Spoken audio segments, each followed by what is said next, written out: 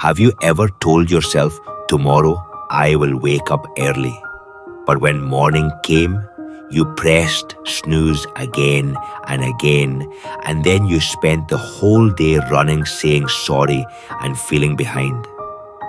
Have you ever felt that life is not hard because of big problems, but because of one small habit that keeps repeating? If yes, listen to this story. In a small town called Riverside, there lived a father named Tom. Tom was not a lazy man. He loved his wife, Sarah. He loved his daughter, Lily, and he wanted to be a man his family could trust. But Tom had one weakness that kept hurting his life. He could not wake up early.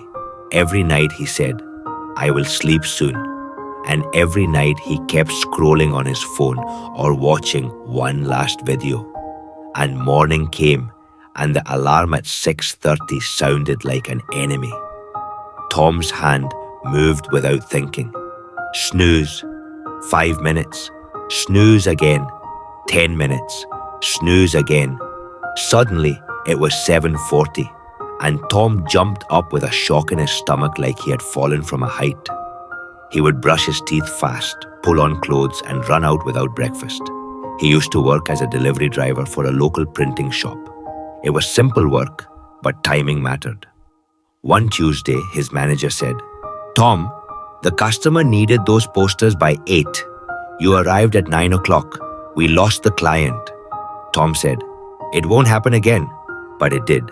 A week later, Tom was late again, and the manager finally said, I can't trust you. I'm sorry. Tom walked home with his empty lunch bag and felt like the town could see his failure. At home, Sarah did not shout because shouting does not pay rent. She just asked, what will we do now? Tom answered, I'll find another job. But his voice did not sound strong, even to him. That same evening, Lily came home from school with glitter on her hands and excitement in her eyes. Dad, next Friday is the spring assembly, Lily said. I'm singing on stage. Miss Parker said parents must come early.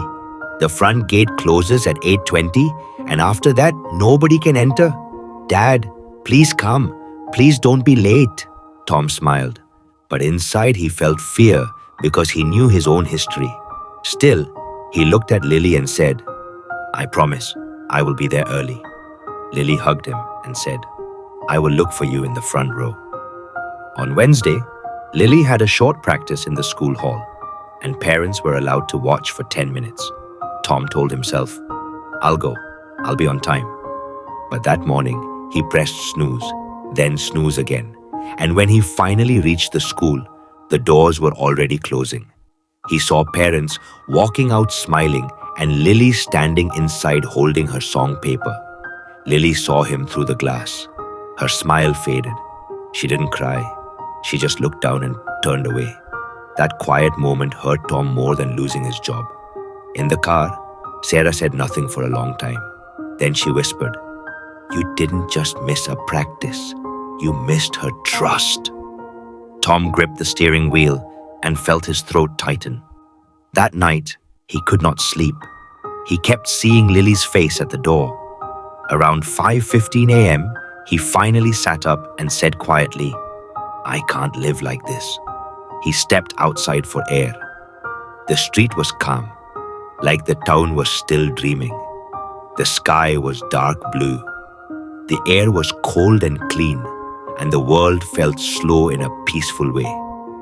On the corner, a small cafe was already open with warm yellow light in the window. The sign said, Early Bird Cafe. Tom had passed it many times, but never this early. Inside, an older man was cleaning tables and setting out cups. He looked up and said, Morning, you're up early? That's rare in this town. Tom gave a tired smile. I didn't plan it, Tom said. I just couldn't sleep. The man poured tea and said, Sit. You look like you're carrying a stone in your chest. Tom sat, wrapped his hands around the warm cup, and after a few seconds, his shoulders dropped. The man said, I'm Mr. Reed. Tom said, I'm Tom. Mr. Reed looked at him and said, Let me guess. Late mornings. Tom blinked. How did you know? Tom asked. Mr. Reed pointed to Tom's face. That look, the look of someone always catching up, he said. Tom exhaled slowly and told him everything. The lost job, the rent stress, and the promise he made to Lily. Next Friday is her big day, Tom said. Gate closes at 8:20. I promised I will be in the front row, but I'm scared I will fail again. Mr. Reed nodded once and said, People think waking up early is only for success, but really it is for control. When you wake up late, your whole day starts with panic, and panic makes you stupid. When you wake up early, your day starts with space, and space makes you smart, Tom asked. But how do I do it when my body refuses? Mr. Reed leaned closer and spoke in simple steps like a checklist. 1. Sleep earlier. 2. Put the phone far from the bed. 3. Put water beside the phone. 4. Prepare your clothes at night. 5. In the morning, write one small plan before you touch the world. Mr. Reed pulled out a small notebook and showed 3 lines. Must do, must not do, grateful for. He said, This takes 10 minutes, but it changes your thinking. It turns you from a man who reacts into a man who chooses. Tom stared at the notebook, then whispered, I want to choose. I'm tired of being sorry. From that day, Tom practiced. On Thursday, he set his phone across the room and put a glass of water beside it. At 6 o'clock, the alarm rang and his body begged him to stay down, but he forced his feet onto the cold floor, walked to the phone, turned it off, and drank the water. The cold shocked his mind awake. He didn't feel powerful. He felt uncomfortable, but he also felt something new. He had started the day without shame. He wrote in a cheap notebook, Must do, look for work, must not do, press snooze, grateful for, another chance. Then he went outside and walked while the town was still quiet. Because he was early, he visited 2 shops before they were busy. One owner said, Come back later. Another said, Not hiring. Tom didn't get a job that day, but he noticed something important. Even bad answers felt easier when he wasn't rushing. On Friday, Tom woke early again and helped Mr. Reed at the cafe for 2 hours in exchange for breakfast and a little cash. Mr. Reed said, You came on time. That's how trust starts. Tom smiled because it was the first time in a long time someone had praised him for something simple. The week passed and Tom became more steady. He still felt tired sometimes, but he felt less afraid. Then Thursday night arrived, the night before Lily's spring assembly. Lily laid her school uniform on a chair and held up a small paper flower she made for the performance. Dad, can you bring this? Lily asked. I want to hold it on stage. Tom took the flower carefully. I will bring it, he said. Sarah looked at him and said, Tomorrow morning decides a lot. Tom nodded. I know. He prepared like a man preparing for a mission. Phone charged, backup alarm on Sarah's phone, clothes ready, shoes by the door. The paper flower placed on top of his keys so he could not forget it. He even wrote the plan on paper. 6 o'clock wake, 6:30 breakfast, 7:10 leave, 7:40 arrive, 8:20 gate closes. He went to bed early, and when worry tried to keep him awake, he whispered, I will be there. At 5:52 a.m., Tom opened his eyes before the alarm. For a second, he felt proud, and he reached for his phone to check the time, and his heart jumped. The phone showed 2% battery. If it died, the alarms might fail. Old Tom would have panicked and frozen. New Tom moved. He plugged it in, turned on Sarah's alarm again, and said out loud, We have time. The alarm rang at 6 o'clock, but Tom was already standing.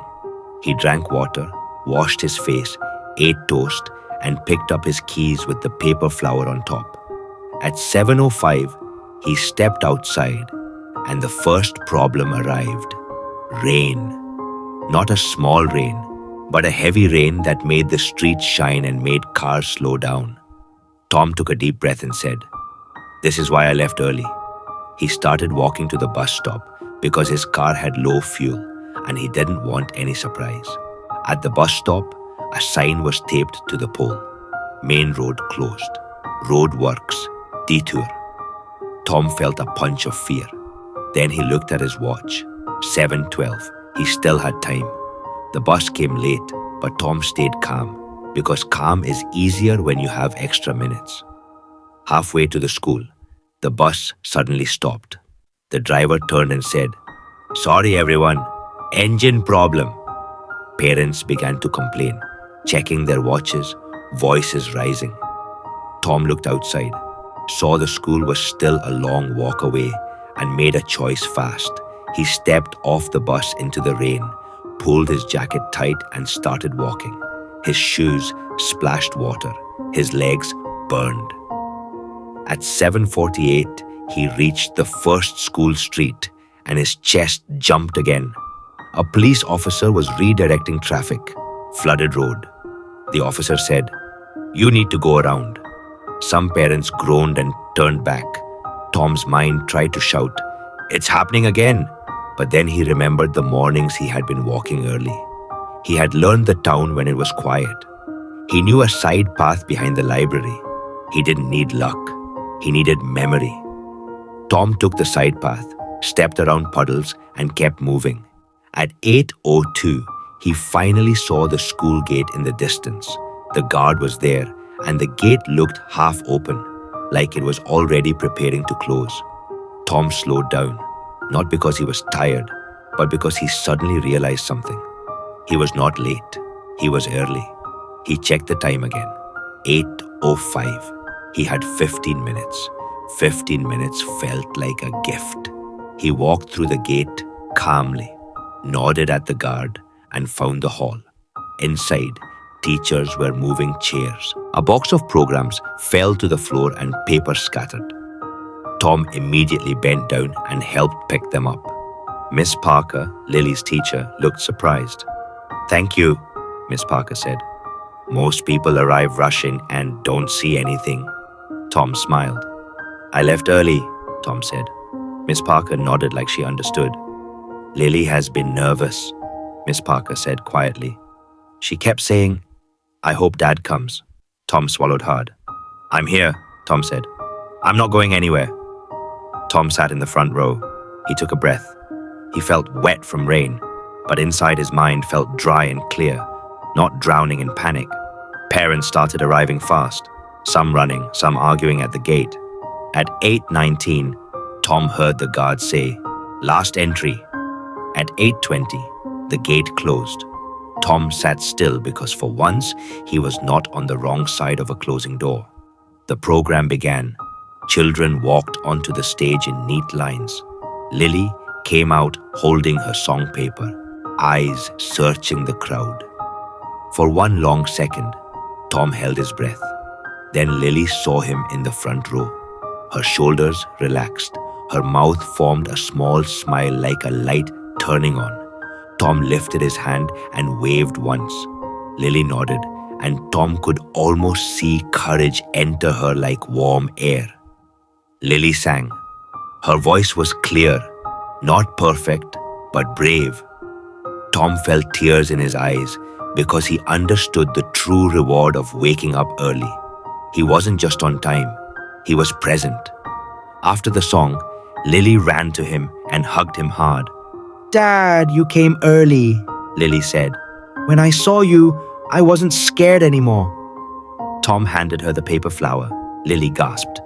"You remembered," she said, smiling even wider. Sarah stood beside them, eyes shining, and whispered, "Today, you didn't chase the day, you held it." As they walked out, a man in a smart coat stopped Tom. "Excuse me," the man said. "I saw you helping the teacher and staying calm. I'm Mr. Bennett. I run a small delivery company." Tom's heart jumped. Mr. Bennett continued, "I need someone reliable for early morning routes. Most people can't handle early starts, but you look like the kind of man who can. Tom almost laughed because a week ago that would have been impossible. He said, I can. I wake up early now. Mr. Bennett handed him a card. Come Monday at 6:30, Mr. Bennett said. If you show up, we talk. Tom took the card carefully, like it was something fragile and valuable. Later that day, Tom went to Mr. Reed's cafe and told him everything. The rain, the broken bus, the closed road, the front row seat, Lily's smile, and Mr. Bennett's card. Mr. Reed listened and said, So, what did you learn? Tom answered in simple words. Waking up early didn't make the rain stop, Tom said. It didn't fix the bus.